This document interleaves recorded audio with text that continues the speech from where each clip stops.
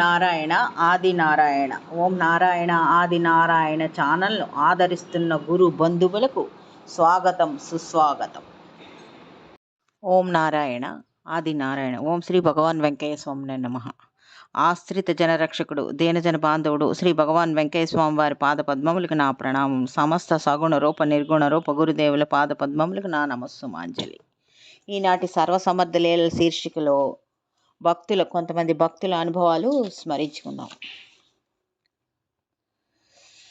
ఈ భక్తురాలి పేరు సాగిరాజు రమణమ్మ. వీరి భర్త గారి పేరు సుబ్బరామరాజు. వీరికి 2 సంతానం, మగపిల్లలు. ఒకరి పేరు ఓం నారాయణ, మరొకరి పేరు గంగాధర్. వీరు ఊరు డాగమూడి దగ్గర బొంతరాజుపాలెం. వీరు శ్రీ అల్లు భాస్కర్ రెడ్డి గారు నిర్వహించిన విశిష్ట సత్సంగంలో వివరించిన లీలలివి. అవి ఇప్పుడు స్మరించుకుందాం.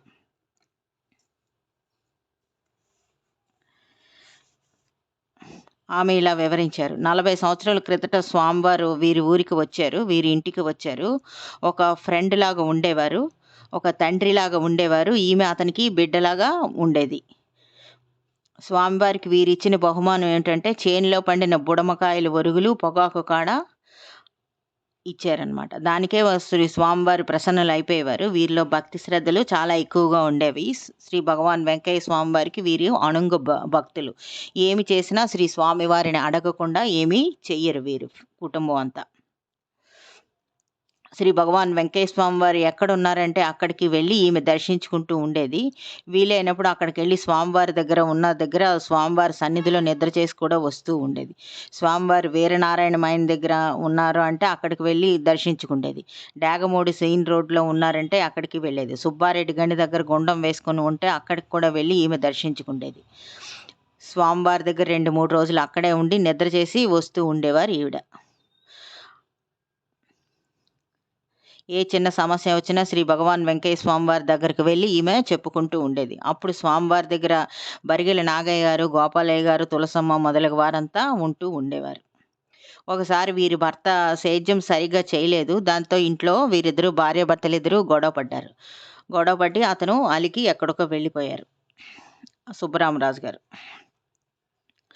శ్రీ భగవాన్ వెంకయ్య స్వామి వారు వీరనారాయణ గని దగ్గర ఉందని, అక్కడ అది తలుపూరు దగ్గర ఉంది వీరనారాయణ గని, అక్కడ ఉందని శ్రీ భగవాన్ వెంకయ్య స్వామి వారి దగ్గరికి ఈమె ఏడ్చుకుంటూ వెళ్ళి చెప్పారు. అప్పుడు శ్రీ స్వామివారు ఇలా అన్నారు, అమ్మ ఏడవద్దు, 3 రోజులకు వస్తాడు, బాధపడవద్దమ్మా అన్నారు స్వామి. అదేవిధంగా ఈమె భర్త సుబ్బరామరాజు గారు తిరుమలకు వెళ్ళి అక్కడ బ్రహ్మోత్సవాలు ఇవి చూసుకొని ట్రైన్లో గూడూరు దాకా వచ్చారు.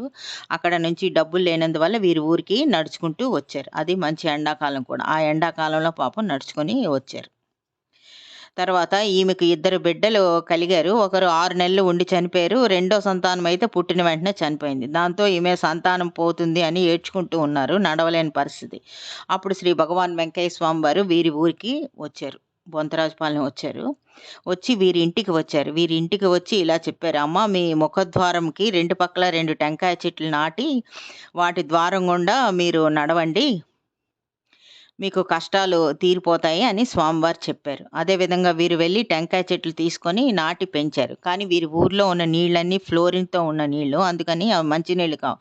దాంతో ఆ చెట్లు చచ్చిపోయాయి. అప్పుడు శ్రీ భగవాన్ వెంకయ్య స్వామి వారి దగ్గరికి మళ్ళీ ఈమె వెళ్ళి బాధపడుతూ చెప్పారు. అప్పుడు స్వామివారు అన్నారు, అమ్మ నువ్వు బాధపడకు, నీకు 2 పిల్లలు పుడతారు అని 2 సార్లు అన్నారు. అదేవిధంగా వీరికి 2 మగపిల్లలు పుట్టారు. వాళ్ళకి ఒకరు గంగాధర్ అని, ఇంకొకరికి ఓం నారాయణ అని ఈమె పేరు పెట్టుకున్నారు. వీరికి ఒక బర్రె ఉంది, అది ఒకరోజు తప్పించుకొని ఎక్కడికో వెళ్ళిపోయింది. అప్పుడు శ్రీ భగవాన్ వెంకయ్య స్వామి వారి దగ్గరికి వెళ్ళి ఈమె అడిగారు. అప్పుడు స్వామి ఇలా చెప్పారు, అమ్మ నీ బర్రె వస్తుంది, ఎక్కడికి పోదు అన్నారు. అదేవిధంగా అది ఆ బర్రె తిరిగి వచ్చింది. దానికి ఒక 20 బర్రెల దాకా పుట్టాయి. అలా వీరికి పశు సంపద కూడా పెరిగింది. స్వామివారు ఒకరోజు వచ్చి ఆ వీధి అంతా తిరిగి బొంతరాజుపాలెం వీధి అంతా తిరిగి ఇలా అన్నారు, అమ్మ ఇక్కడ అంతా మిద్దెలు అవుతాయి అన్నారు. అలాగే ఆ తర్వాత కాలంలో గవర్నమెంట్ వాళ్ళు అక్కడ కాలనీ కట్టారనమాట. దాంతో పెద్ద పెద్ద ఇండ్లన్నీ వచ్చాయి. ఇంకా ఇప్పుడు గుడిసెలు ఏమీ లేవు, కొట్టాలు గుడిసెలు ఏమీ లేవు ఆ ప్రదేశంలో. వీరు ఆనందంగా భక్తిగా మహిమ చెప్పుకుంటారు. ఇలా శ్రీ భగవాన్ వెంకయ్య స్వామి వారిని మేము నమ్మాము. అంతటి గురువు ఇంకెవరు లేరు అని చెప్తూ ఉంటారు ఈమె. ఈమె చెప్పిన ఇంకొక లీల. ఒకసారి శ్రీ భగవాన్ వెంకయ్య స్వామి వారు తులసమ్మ అమ్మగారిని ఒకసారి బయటకు తీసుకువెళ్ళి పైన చూపించారు. తులసమ్మ దైవం అంటే అది అని చూపించి ఆకాశం వైపు చూపించారు. కానీ ఆమె ఎవరికీ చెప్పలేదు. ఆమె ఒక్కరికే దైవాన్ని చూపించారు శ్రీ భగవాన్ వెంకయ్య స్వామి వారు. శ్రీ భగవాన్ వెంకయ్య స్వామివారికి ఎవరైనా దక్షిణ ఇచ్చినా స్వామివారు తాకరు కదా, పుల్లతో చాప కిందకి తోసేసేవారు అని ఈమె చెప్పారు. తులసమ్మ గారు వాటిని తీసేవారు అని చెప్పారనమాట. ఈమె ఇంకా ఇలా వివరించారు. నాకు 2 కొడుకులు ఇవ్వడమే కాదు, వీరికి వచ్చిన 2 మంచి కోడళ్ళు కూడా వచ్చారు అని ఈమె వివరించారు. అంతేకాకుండా వారికి కూడా మంచి సంతానం కలిగింది. బాగా పిల్లలంతా బాగా చదువుకున్నారు. ఇదంతా శ్రీ భగవాన్ వెంకయ్య స్వామి వారి దీవెన వల్లే జరిగాయి అని ఆమె భక్తిగా చెప్పుకుంటారు. ఆమె చెప్పిన ఇంకొక లీల. కుల్లూరు రాజుపాలెంలో వీరి రాజుల కులానికి చెందిన ఒక ఆమె ఇంటికి శ్రీ భగవాన్ వెంకయ్య స్వామి వారు వెళ్ళారు. ఆమె స్వామివారిని తిట్టి వేరే ఇల్లు లేదా అని తిట్టింది. అప్పుడు శ్రీ భగవాన్ వెంకయ్య స్వామి వారు ఇలా అన్నారు, అమ్మ నీకు అంత కొరవ ఉండదు, దాన్ని కడ చేసుకో అని అన్నారు స్వామి. ఆ తర్వాత ఎప్పుడు వాళ్ళ ఇంటికి వెళ్ళలేదు.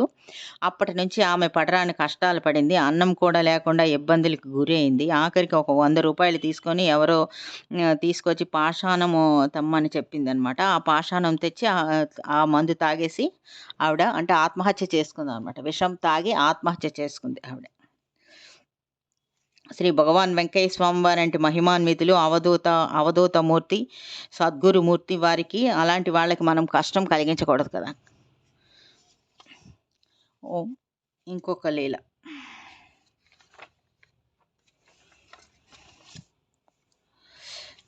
వీరి పేరు ఇసుకపాలెము కృష్ణయ్య గారు. వీరు ఈయన గొలగమూడికి 10 కిలోమీటర్ల దూరంలో ఇసుకపాలెం అనే గ్రామం ఉంది. ఆ గ్రామంలో ప్రస్తుతం ఈ కృష్ణయ్య గారు భగవాన్ వెంకయ్య స్వామి వారి దేవాలయం కట్టుకొని అక్కడే ఇసుకపాలెంలో నిర్మించి ప్రతిరోజు అక్కడ భజన చేస్తూ ఉంటారనమాట.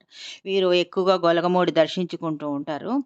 వీరు శ్రీ భగవాన్ వెంకయ్య స్వామి వారికి ఎక్కువ కాలం గుడ్డలు ఉతికిన చాకల పిచ్చమ్మ గారికి స్వయాన అన్నగారనమాట.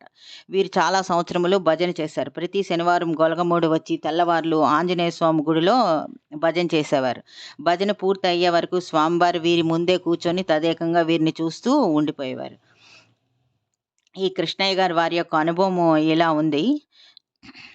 శ్రీ భగవాన్ వెంకయ్య స్వామి వారు సాయంకాలం అవగానే వారి సేవకులతో ఇలా అంటూ ఉండేవారు, అయ్యా అగ్నిగుండానికి కట్టెలు తెచ్చారా, భజన వాళ్ళు వచ్చారా, వారందరికీ మీరు వసతులు చూసారా అని 3 విషయాలు అడిగేవారు. సేవకులు అన్ని వసతులు అయ్యాయి స్వామి, కట్టెలు ఉన్నాయి, భజన వాళ్ళు వచ్చారని చెప్పగా స్వామి సంతోషించేవారు. అటు తర్వాత వీళ్ళందరూ వచ్చిన వాళ్ళంతా భజన చేస్తూ ఉంటే స్వామివారు శ్రద్ధగా వినేవారు. విన్న తర్వాత ఇలా అనేవారు, మీరు భజన చేసినందుకు పైవాళ్ళు 25 లక్షలు కట్టి రసీదు తీసుకువెళ్ళారయ్యా అని అనేవారు. ఒకరోజు అదే విధంగా ఎప్పుడు భజన చేస్తూ ఉన్నారు, చేస్తూ ఉండేవారు ఈ కృష్ణయ్య గారు. ఒకరోజు వీరికి ఆ భజనకు 5 రూపాయలు భగవాన్ వెంకయ్య స్వామి వారు ఇచ్చారు. ఆ డబ్బులు వీరు ఖర్చులకు వాడేసుకున్నారు. ఒకరోజు ఇదే విధంగా భజన జరుగుతూ ఉండగా శ్రీ భగవాన్ వెంకయ్య స్వామి వారు తదేకంగా వీరి వైపు చూస్తూ ఉండిపోయారు కృష్ణయ్య గారి పక్క. వీరు ఒక పాట పాడుతున్నారు. ఆ పాట ఇలా ఉంది, దానం చెయ్యవయ్యా ధర్మం బేడకయ్యా, నీ దాన ధర్మములే ఈ పుణ్యధామమయ్యా, ఆకలి అనుచు అన్నమే అడిగేరు, లేదు పొమ్మందరు లేచిపోతుందురు, ఆకలి మనవలనే అందరికీ ఉండేనయ్యా, తెలియట మీ ధర్మం ఎందులికి కర్మ, నిలువు బొట్టు మాది అడ్డబొట్టు మీది అనుచు వాదింతురు, మర్మమే కానరు, బొట్టులో ఏముందయ్యా అంతా బూడిదయ్యా, మనసును నిలిపిన మనిషే దేవుడయ్యా అంటూ శ్రీ స్వామివారి వైపు చూపిస్తూ వీరు పాడారు. తదేకంగా చూస్తున్న స్వామివారి వెంటనే అని తల ఊపారు. ఎవరైతే మనసును అరికట్టగలరో వారే మహనీయులని, అది యథార్థమని శ్రీ భగవాన్ వెంకయ్య స్వామి వారు ఈ విధంగా తెలియపరిచారు. ఇంకొక రోజు భజన అయిపోయిన తర్వాత శ్రీ భగవాన్ వెంకయ్య స్వామి వారు వీరికి పిలిచి 5 రూపాయలు కొత్త కాగితము ఇచ్చారనమాట. ప్రక్కనే ఉన్న బర్గెల నాగయ్య గారు వీరిని ఉద్దేశించి వీరికి చెప్పి అన్నారు, ఇలా పిలిచి అన్నారు, నీకు గతంలో స్వామివారు 5 రూపాయలు ఇచ్చారు, అది వాడుకున్నావు, దీన్నైనా భద్రంగా ఉంచు అని చెప్పారు. దాంతో 5 రూపాయల నోటు ఫ్రేమ్ కట్టించి ఇసుకపాలెంలో శ్రీ భగవాన్ వెంకయ్య స్వామి వారి దేవాలయంలో అందరూ చూసే విధంగా వీరు ఉంచారు. ఓం నారాయణ ఆది నారాయణ.